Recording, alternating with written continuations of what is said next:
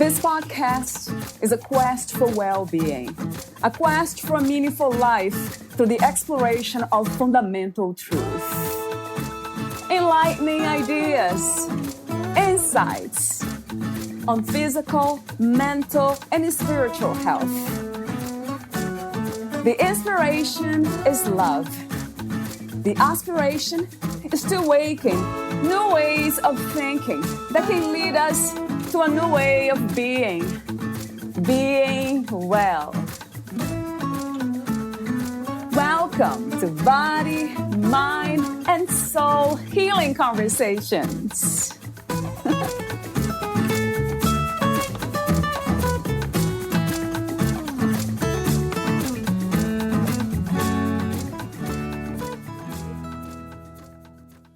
What is love? To give and never to ask. What leads to this love? Grace.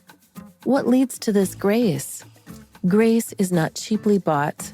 It is gained by being always ready to serve and reluctant to be served. There are many points which lead to this grace. Wishing well for others at the cost of oneself. Never backbiting.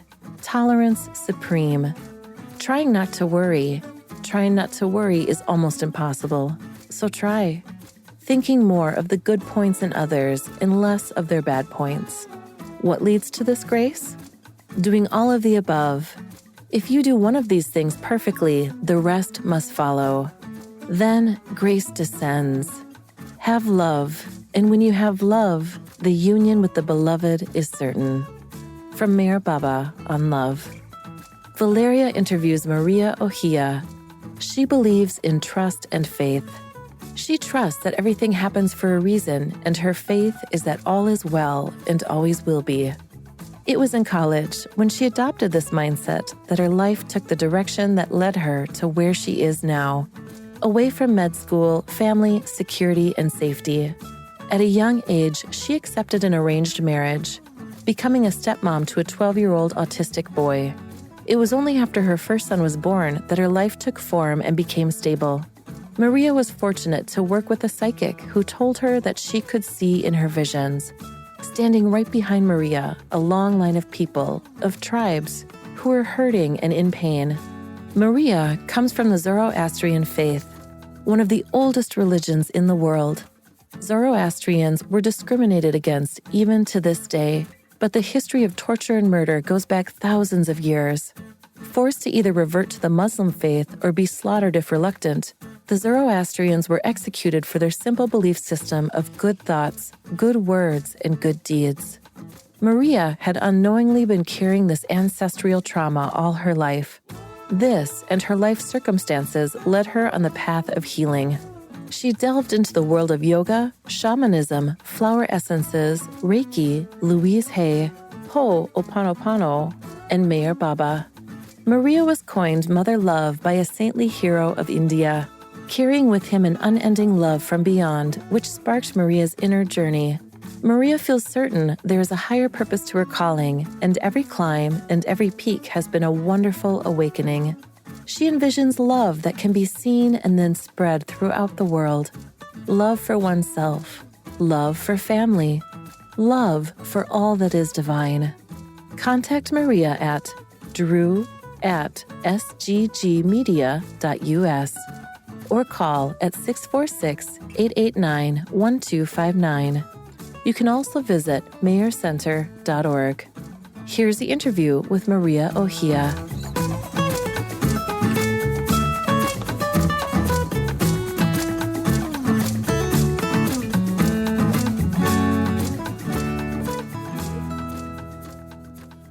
In your own words, who is Maria Ohia?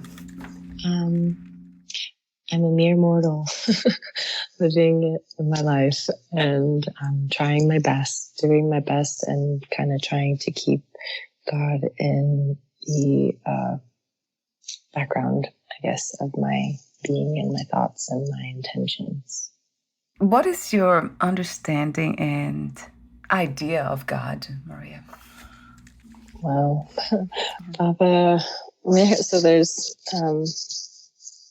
I grew up in a family of followers of Meher Baba, who I guess I'll just go off on kind of talking about who he was and a little bit of his background. So Meher Baba was born as Merwan Shahryar Irani in Pune, India in 1894. He was the son of Zoroastrian parents. When he was 19 and a college student, he was made aware of his destiny as the avatar of the age by Hazrat Babajan, the first of his 5 perfect masters. The life that followed that revelation was spent in service to mankind, much of it in silence, as Meher Baba ceased to speak in 1925, communicating thereafter by alphabet board and then by a unique system of hand gestures. He came, he said, not to teach, but to awaken, to give a push to all of creation toward its goal of union with God.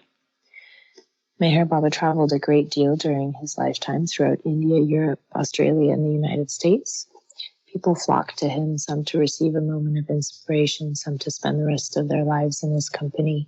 All of them were touched by the love that emanated from him and by the compassion and understanding that brought his early disciples to call him Meher Baba, which means compassionate father. Meher Baba has asserted that he is the same Ancient One come again to redeem man from his bondage of ignorance and to guide him to realize his true self, which is God. He is acknowledged by his many followers all over the world as the avatar of the age. Meher Baba said, I had come and I have come. I had to come and I have come. I am the Ancient One. Although he dropped his body in 1969, Meher Baba remains active and ever accessible to all who seek him. How do we learn to awaken without teaching? Have you had some insights into that, Maria?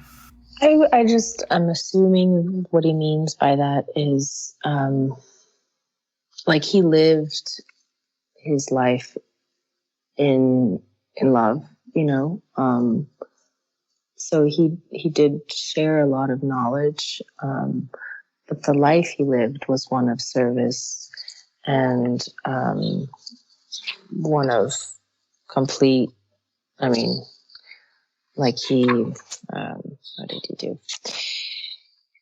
He, let me see here.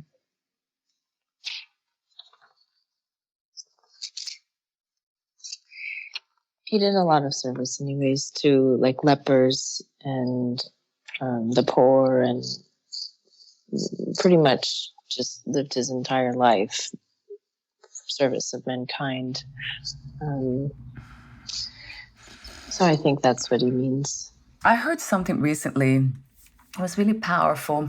Something along the lines that justice or morality, ethics really come from the recognition of seeing in you and others. Because, you know, there's a lot of that fight happening in our reality about social rights, human rights, all kinds of rights in the realm of justice. But it's really, really going deeper than that, in being able to see you, ourselves in everything.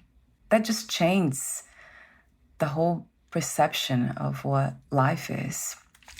And not, as we talked briefly off record, not everyone is ready to, as we can see in this reality, to awaken to that truth. So I have a question for you about Meher Baba. How did you discover his teachings? Actually, did you have encounters with his disciples, or did you go to India? Yeah, all of that. Yeah, oh, okay, good. My grandpa was, so Meher Baba had a school for young boys that he had established in India. And my grandpa had gone to his school, and he actually became, when I saw, my grandpa was living in Iran, and he would come to visit. And when he did, he was one of the most unique people I've ever met.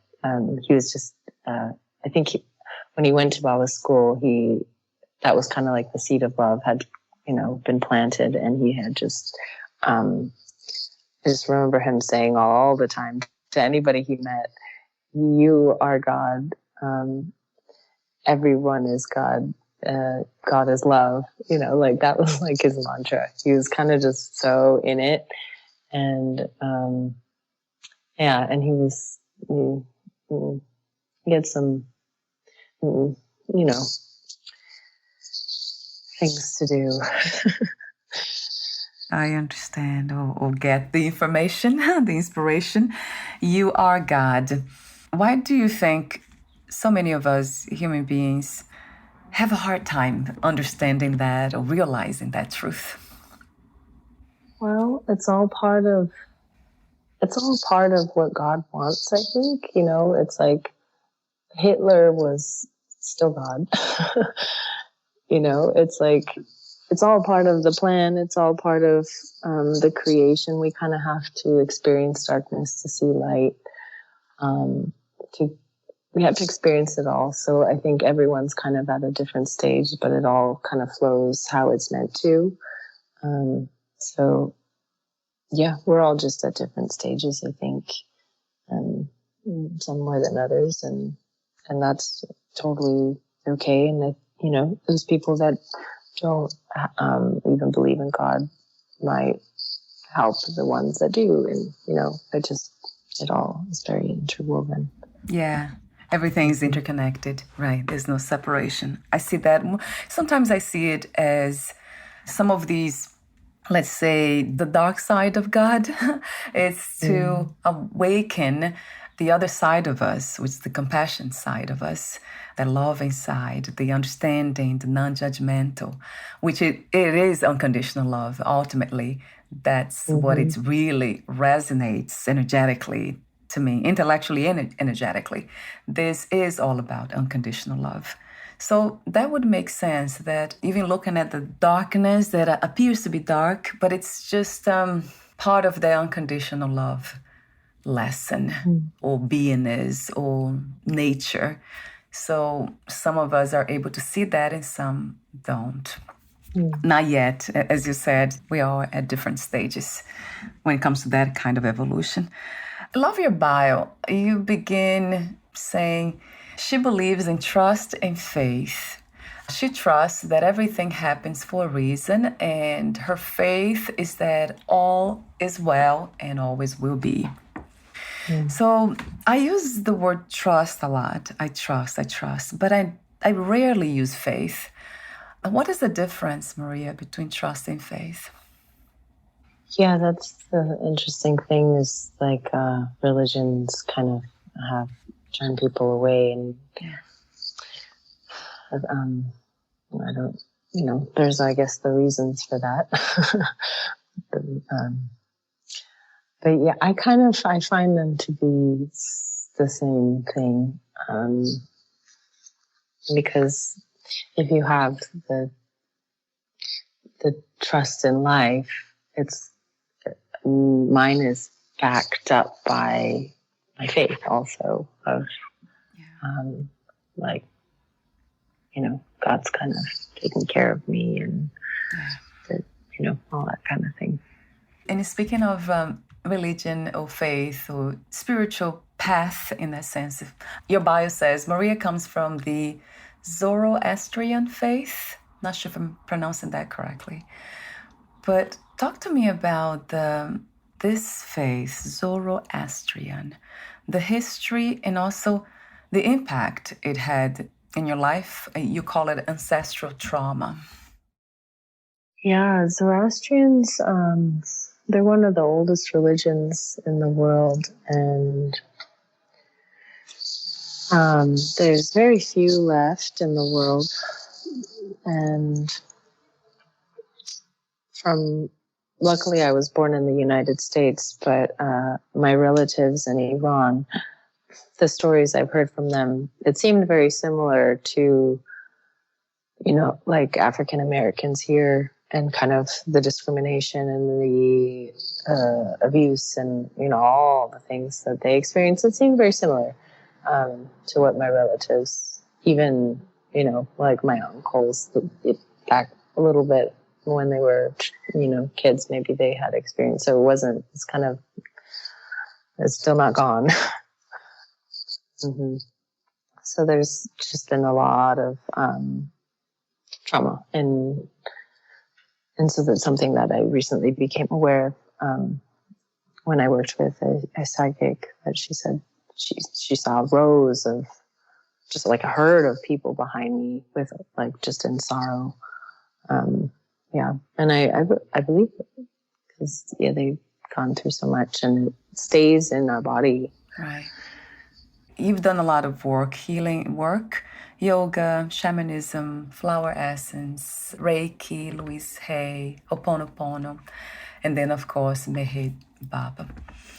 So I'd love to know a little bit more about flower essence, because you are a flower essence practitioner, so an yogi and a follower of Meher Baba. So I would love to hear. I will talk in a moment a little bit more about him, because I have not a little bit, perhaps a lot more. But before that, what is flower essence? What is this practice? I would love to understand more. Yeah, so flower essences,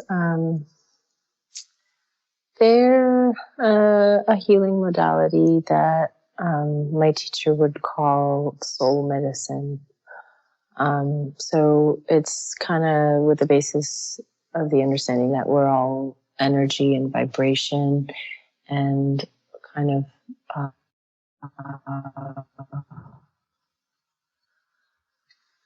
what kind of gets us out of alignment is the traumas or chakras being out of balance, or something that's happened to us. So it gets us kind of out of whack and affects us. And so the flower essences, they found that there's like specific flowers and plants that have a specific vibration to them, and nature is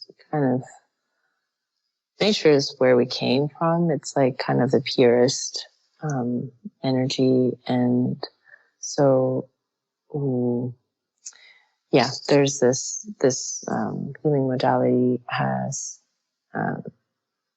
taken the essence of the flower, and by slowly taking it over a period of time, the vibration of that flower is meant to heal your deepest kind of wounds and chakras. Is that similar to essential oils? Not quite, because I love essential oils. They kind of have their own thing. They're more, I would say, they're not quite, because the flower essences you're actually eating, you're drinking it. Yeah, I never heard. It sounds really beautiful, because flowers are beautiful. So it's kind of the transmission that we talked earlier about again. So they transmit their energies into our bodies. That sounds really beautiful. I'll look into it a little bit more in my area. I'd love to explore that more. It has to be in person, or do you somehow work with your clients or the people that you heal through flower essence remotely? Yeah, that's something that you can do remotely. It's kind of like, like therapy. So you talk, and then you can send over the essence via mail. And yeah. So that sounds good. Good to know as an information. So going back to Meher Baba, you shared some passages in one of his books. There's so much here, but it starts, what is love? And then the answer, to give and never to ask. What leads to this love? Grace. So, and then what leads to this grace? Talk to me for a moment about grace from his perspective, Maria. Grace. I feel like it's one of those things that only he can give. It's like we can do our best and try and love God, but we kind of need his help for I guess, final nudge into like really getting to become God realized, or like truly, because we can try, but I think we always kind of, it's hard. So just asking and always remembering the important things, and hope, and just kind of, yeah, hopefully he'll give us hope. I think it's just his help. Grace, in a sense, then comes from the inspiration of knowing the truth, and then the willingness to practice, to put into practice and really make an effort to bring that flavor to this reality, to our day-to-day lives. I'm translating your words and his words into that. I love the way, speaking of trying, he writes, try not to worry. Try not to worry is almost impossible. So try. So try anyway. Right. Try anyway. Yeah. Yeah, right. Oh my God. It's just made me think of so many things here that I'm still trying. One of the most challenging for me, it's trying to communicate the truth with kindness. That has been one of my biggest practice. Being true to me, whatever's true to me. I find that it's such a paradox that knowing the truth doesn't really necessarily grant us the true living, per se, or living that's faithful to the truth. So is that something that we, in this trying, would you say that even forgiving ourselves and accepting the trying and not succeeding is also part of that path of trying? Yeah, definitely. Yeah, I've had, throughout my life, I've made mistakes. I would, whatever you could call a mistake, the things I'm not proud of, and things that I'm like looking back and I can't believe I did that. And like, I know it was bad, but it still happened. And so, I tried my best, but yeah, it's one of those things where, I think it was meant to be, it was meant to happen, and I can kind of forgive myself. And it was a lesson just that needed to be learned. And it really did happen how it was meant to. So it's hard to look at those moments and think that, God actually wanted me to go through that. Yes, right. And to think like, oh gosh, that wasn't at all what Baba would want. But I don't know. It's all, yeah, I think it's okay. Yeah, the more I think about it, if I think with the heart, of course, because the mind will never understand that, the intellectual mind, it's almost like a practice of God being God, which is through the human experience, which is being open unconditionally to everything that happens, especially the things we do as humans, being open to that experience, being imperfect, and that's okay. So it is a practice of unconditional love. That's how I see it. And that makes sense, because that would be God experiencing itself. Because it couldn't be different. It's experience itself through the human body, or the human body-mind complex. So that really, every time I hear it, it really resonates true. What a journey, huh? It's like, how come? And then, I have questioned so much this journey of experiencing perfection and seeing perfection in imperfection, that the ultimate question was why it has to be. Why God is just perfect already. Why does he have to play the game of imperfection? And why do we have to be aware of this? If it is a dream, why do we have to dream this dream? Why do I have to experience all this? Be just forgetting that we are God, so going through all these roads and paths and then finding itself again. The closest answer that kind of satisfied in a way that question from the intellect is that why not? Why not? It would be, if God has all the power to be whatever it wants to be, then it would be nothing, just nothingness, or light, or pure darkness, or this, what we call life. So I don't know if that makes sense to you, Maria, but that's where I'm at now, I guess. I like that. Yeah. It's like the question of life. Why are we here? Yes, right. I was very young when I asked that question. What is this? What is this? Not even was like, why am I here? Yeah. I remember not having the me in there, but why this? What is all this? And then little by little, it became just what it is now. It's a very interesting perspective, but it's still that practice, that trying from the perspective of a body-mind, the conditioned body-mind. They seem to be conditioned by nature. Yeah. There's something else that he says in the book, trying or thinking more of the good points in others and less of their bad points. That's such a powerful practice too. Even that's from the perspective of the conditions of mind and body. So you see so much of injustice and, and unpleasant things happening, and even traits and characteristics in other people around us. And then it's so easy to judge and focus on the bad points, as he said. Is that a practice that you engage in on a day-to-day basis, Maria? Seeing the good points, as he says? I try. Yeah, I like that. Yeah. I'm not perfect at all.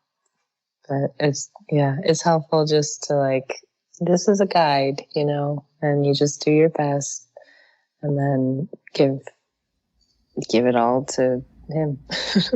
Yeah.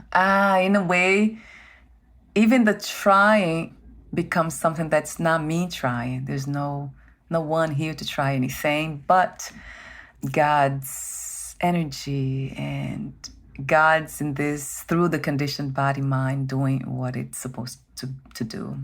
That's trust. That takes a lot of trust, doesn't it? From the part of us that wants to control the experience and feels bad when it tries and it doesn't succeed.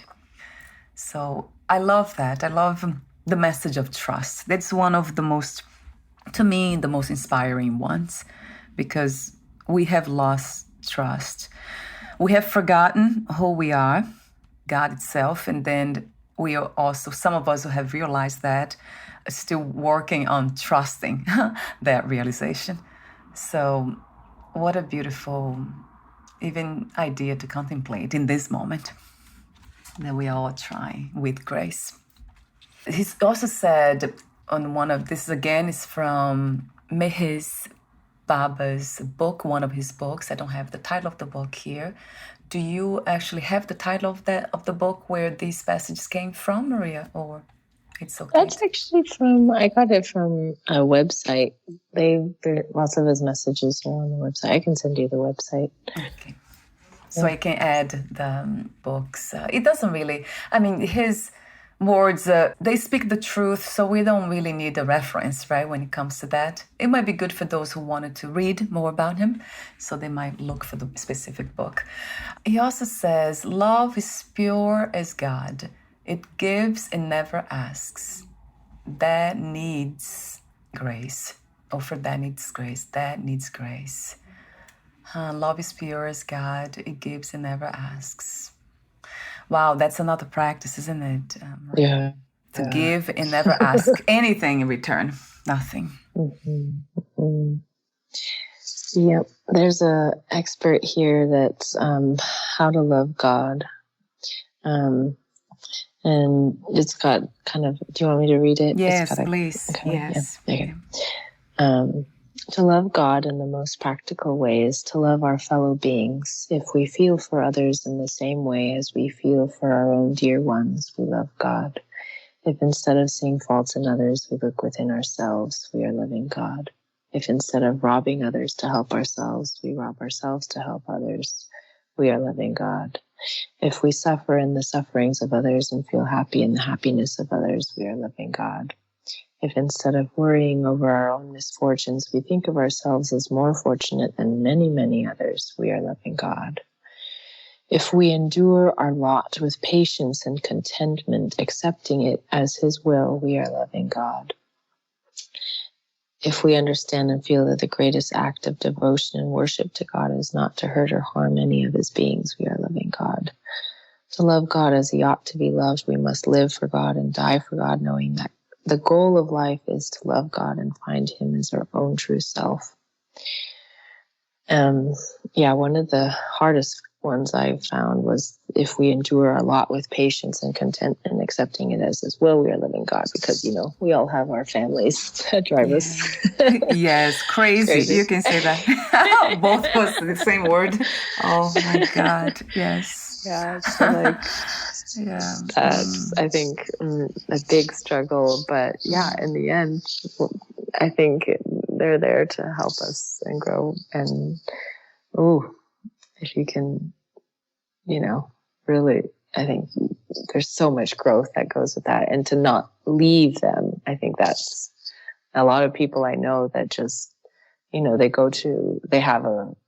heard of, people that have a spouse and a child, and then they all of a sudden think, oh, I want to go to an ashram. And so they up and leave. And that, I don't know. It's not quite where the growth is happening. It's their path, of course, but it's not exactly, I guess, what Baba would say is, loving God. And it's kind of the easy way out in a lot of ways. Right. Yeah. Wow. Mm-hmm. And when I heard you read the passage and you said many times, loving God, you're loving God. And at some point I heard living God. You are living God. You are a living God. So it's almost like to my ears, it changed slightly the word, which meant the same. Loving God and living. You are a living God. And not just loving God. Of course, is one and the same. There's no difference. But for some reason, I heard it, you are a living God, if you do. Do you have another passage, Maria, to read from Mehes Baba? I hope I pronounced his name correctly. I guess this is Baba's universal message. I can read. Okay. I have come not to teach, but to awaken. Understand, therefore, that I lay down no precepts. Throughout eternity, I have laid down principles and precepts, but mankind has ignored them.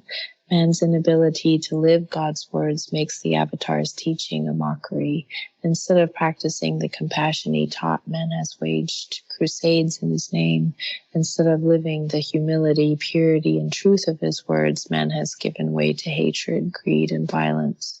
Because man has been deaf to the principles and precepts laid down by God in the past, in this present avataric form, I observe silence. You have asked for and been given enough words. It is now time to live them. To get nearer and nearer to God, you have to get further and further away from I, my, me, and mine. You have not to renounce anything but your own self. It is as simple as that, though found to be almost impossible. It is possible for you to renounce your limited self by my grace. I have come to release that grace. I repeat, I lay down no precepts. When I release the tide of truth which I have come to give, men's daily lives will be the living precept. The words I have not spoken will come to life in them. I veil myself from man by his own curtain of ignorance and manifest my glory to a few. My present avataric form is the last incarnation in this cycle of time. Hence, my manifestation will be the greatest. When I break my silence, the impact of my love will be universal, and all life in creation will know, feel, and receive of it. It will help every individual to break himself free from his bondage in his own way. I am the divine beloved who loves you more than you can ever love yourself.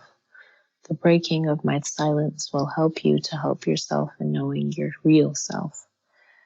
All this world confusion and chaos was inevitable, and no one is to blame. What had to happen has happened, and what has to happen will happen. There was and is no way out except through my coming in your midst. I had to come, and I have come. I am the Ancient One. Yeah, it's almost like I love the way it talks about silence, because it's almost the only way we can then express God, really express God. It's through silence. And then if we break the silence, that would be through service, compassion. Yes, thank you so much, Maria, for this beautiful inspiration today. I have a book here. It's a reminder for myself. It's called Returning to Silence. I always keep it there. I think it's from a Zen Buddhist monk. That's like the first book you might see when you walk in this space that I created for this. Is this book, the cover, because it reminds me to return to silence. And then I go back to trying to return to silence, really. Is that trying again over and over and over and over again. That's the dance, isn't it? It's the dance of trying. Yeah. Just do your best. Yes, right. That's all we can do. Right. I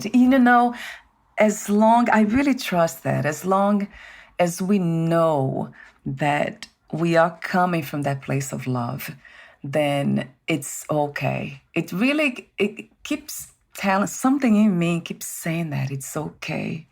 Even trying and not succeeding and not getting where the conditioned body mind wants to get, which really is coming from somebody. It's the sense of self that feels guilty, that shameful, whatever it is. There's a lot of heaviness there.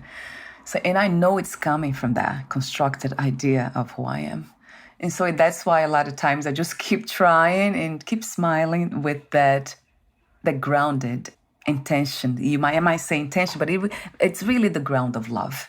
So it is established in that. Something in me, it's something in this, really, not me. It's established in that, which is even beautiful to contemplate when I see itself doing that, because I try not to attach to it in any way. I just see it's just happening.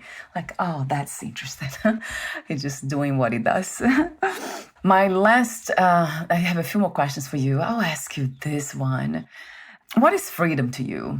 Like, we talked a lot about so many things now. I mean, ultimately, we talked about silence and unconditional love, being God itself. But if you were to rephrase, somehow express it differently, how would you answer that question of freedom? What is freedom? I guess following your heart and like being true to yourself. And that's been, oh my gosh, that's been my life journey. And it still is when you grow up with parents that kind of dictate everything for you. It's quite a challenge to break free from that and learn to listen to your intuition. So that's really been my challenge throughout my life. I've had to learn how to do that. So really being listening to your body. I think our body holds a lot of wisdom, and so that's been one of the practices that have helped me the most.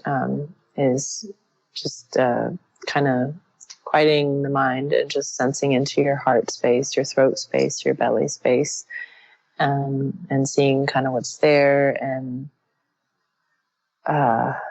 just feeling into it. And there's a lot of answers that can kind of come by just feeling into the sensations that are there. And so that can be a catalyst, or one mode of touching into your intuition and what's there. And so if you, I think if you're in touch with that and you're able to access that and really live that and follow that, then I think that seems like a good freedom. I can relate to that too, Maria. All the traumas from the past and the body, it's holding so much of that. It's still here. Or maybe not so much these days, but it has been that way. So I do understand. That's a beautiful practice. Is that something that you also teach others to do through the practices that you engage in with others these days? That was a training I did. It's called focusing. Have you heard of focusing? I have heard, not from any guests, but I have read about it. I have read it. Yeah, it's a method that therapists can it's more geared towards like therapy. And I found it to be the most helpful, like besides a normal therapist, like if they also had learned focusing, it's like a 2-year program. And it's like a whole process on learning how to guide people into this method and also doing it yourself. So, I've kind of incorporated into, it's really something that's really everybody should do, and you can kind of fit it into anything. Right. Anything. I like that. Yeah. Integrated into everything that we do, including our thoughts, not just things, actions. What's the best place, the best way to get in touch with you? Are you planning to have a website? I don't have your website here. Talk to me about that, Maria. Yeah, probably email would be best. I still I'm not quite an established like anything yet. I'm still getting my practice and my life together and kind of figuring out exactly what direction to go. So, I think more so, just a website that I feel like Baba is kind of like the biggest message here. Yeah. So, just I can give like a website for people to learn more about Baba if they want. Yes, please. Then, if they want to reach out to me for whatever reason, they can via email. I'll send it to you. Yeah. Yeah, so I want to thank you again for your presence, for your beautiful, heart-centered intention, and everything else in between that could be felt today. Thank you. Thank you. Take good care of your beautiful self, and we'll talk soon. Bye for now. Bye-bye. Bye.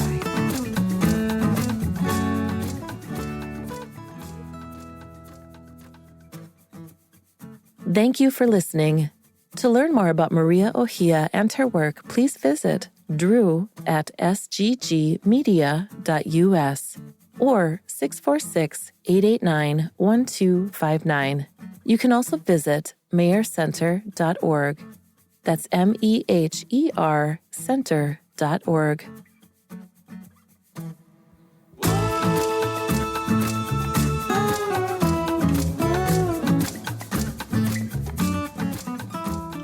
To learn more about this podcast, please visit fitforjoy.org/podcast. Thank you again for listening, and bye for now.